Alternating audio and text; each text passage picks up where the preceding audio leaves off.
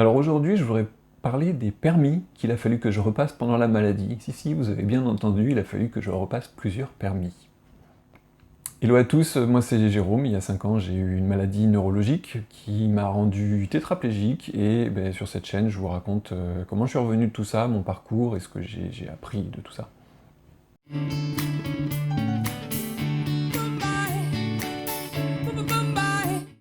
Alors, ça peut faire sourire, mais effectivement, pendant ma convalescence, j'ai dû repasser pas mal de permis. J'avais fait une vidéo en vous expliquant qu'à partir du moment où vous avez une maladie neurologique grave, ou même d'autres symptômes ou autres, naturellement, la préfecture est au courant, et ce qui veut dire que votre permis est invalidé, il faut repasser à un moment un test. Donc je suis allé chez un médecin qui à un moment m'a fait toucher mes doigts, asseyez-vous comme ci comme ça, fermez les yeux, mettez-vous sur une jambe, combien j'ai de doigts, ok c'est bon, vous êtes apte, on vous rend votre permis.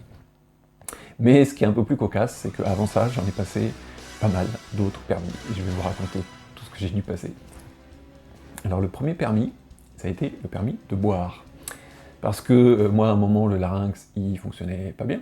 Donc tout ce que j'avalais, ça allait à moitié dans les poumons, donc on était obligé de me nourrir avec une sonde nasogastrique, un truc qu'on enfonce dans le nez, qui va dans l'estomac direct, et comme ça, les aliments ou l'eau, hop, on est sûr que ça passe par le bon trou, et voilà, on s'en met pas plein les poumons.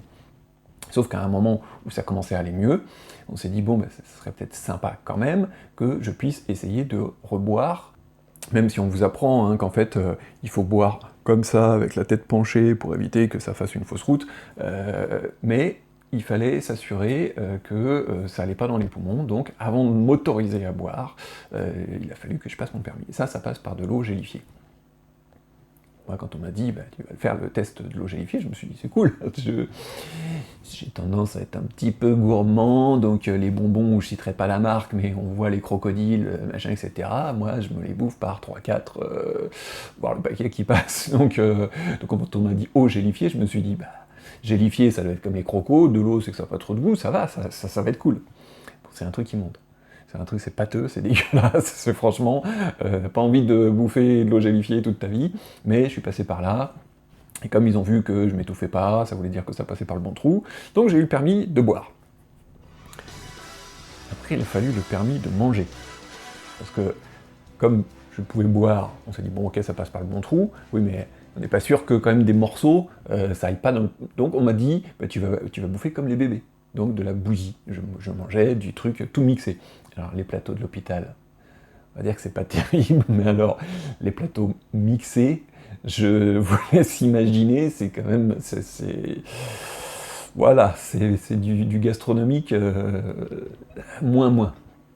Et donc à un moment on m'a dit, on va faire des essais, essayer quelques cuillères et tout, et puis au moment où ils ont dit, bon, on va peut-être quand même vous enlever cette sonde, et puis vous allez faire que de manger des trucs bouillis, on m'a dit, ok, mais on va être sûr que vous mangez suffisamment, donc on va vous apporter 2 plateaux, l'équivalent, parce que comme j'avais perdu 25 kilos, je crois, donc vraiment je pesais avec les os, et il fallait que je reprenne du poids, et donc ils m'ont dit, voilà, c'est ça la quantité de nourriture qu'il faut que vous arriviez à manger. Et dégueulasse ou pas, j'ai bouffé mes 2 plateaux, mais de A à Z, et même s'il avait fallu, je crois que j'aurais bouffé le plateau du voisin, tellement j'en pouvais plus et que je voulais qu'il me retire la sonde. Donc là, je l'ai eu, j'ai eu mon permis de manger du mixé. Puis après, il y a eu le permis de manger la bouchée de pain, machin, etc., de retrouver du normal, mais bon, ça c'était un pseudo-permis, entre guillemets.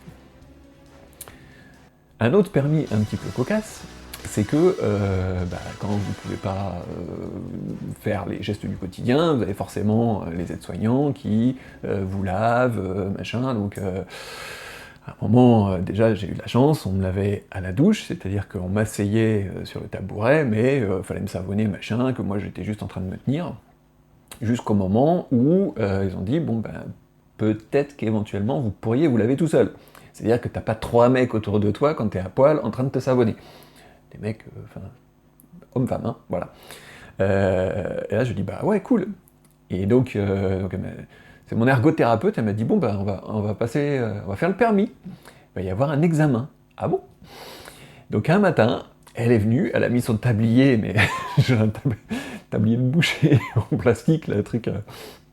Et donc elle était là dans la douche, elle m'a regardé, me dessaper comme je pouvais, me savonner de partout, voilà, se rincer les fesses. Et pour l'anecdote, j'ai failli pas avoir mon permis parce qu'elle avait trouvé que je me savonnais pas assez bien entre les orteils. Alors là, j'ai gueulé quand même, j'ai dit non, attends, il faut pas exagérer, tu vas me filer mon permis. Et... donc j'ai eu le permis de me laver tout seul. Après, j'ai eu le permis d'aller aux toilettes tout seul. Hein, parce que tu vas aux toilettes, c'est bien, mais si tu n'arrives pas à s'essuyer, ça va pas. Donc là aussi, c'est pareil. Tu as les 3-4 personnes qui te regardent, machin, etc., et qui t'examinent pour savoir si ce que tu as fait, c'est bien fait. Là aussi, celui-là, je l'ai eu.